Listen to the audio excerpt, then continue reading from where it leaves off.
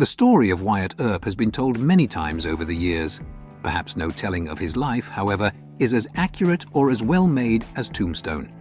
The film, debuting December 25, 1993, had an incredible cast that would be almost impossible to assemble in today's films, and it carried a swagger, so much so that it is still directly referenced and quoted to this day, mainly Doc Holliday's famous quote, "I'm your Huckleberry."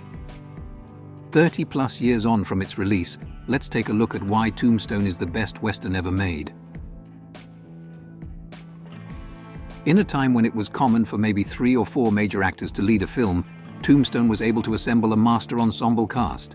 Kurt Russell, Sam Elliott, Val Kilmer, Dana Delaney, Stephen Lang, Thomas Hayden Church, Michael Rooker, Billy Zane, the late Powers Booth, Bill Paxton, the legendary Charlton Heston, and a blink-and-you'll-miss-it cameo from Billy Bob Thornton.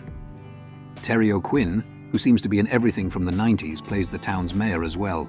Russell, who portrays Wyatt Earp in classic fashion, pairs nicely with his brothers, played by Elliott and Paxton.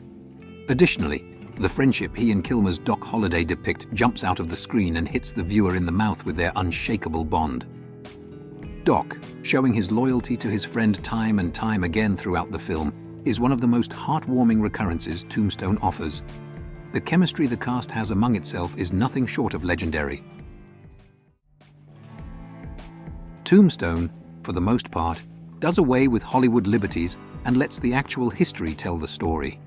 Sure, some things are added for that extra audience appeal. Any movie worth its salt will do that. But with Tombstone, those liberties truly are few and far between. The gunfight at the OK Corral was incredibly well done. The actual gunfight lasted about 30 seconds, and of course, for entertainment purposes, Tombstone brings the conflict to life a bit longer. But the results are the same. Wyatt takes a step back so his older brother Virgil can lead them into a fight with Ike Clanton and his fellow cowboys.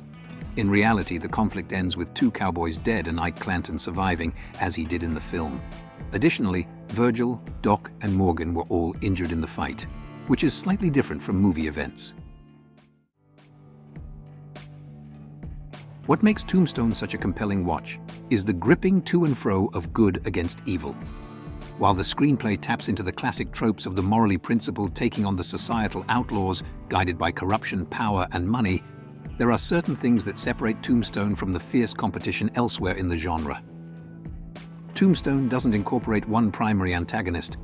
Rather, it is just a group of menacing cowboys, each with their own sordid and unscrupulous designs on the town and beyond.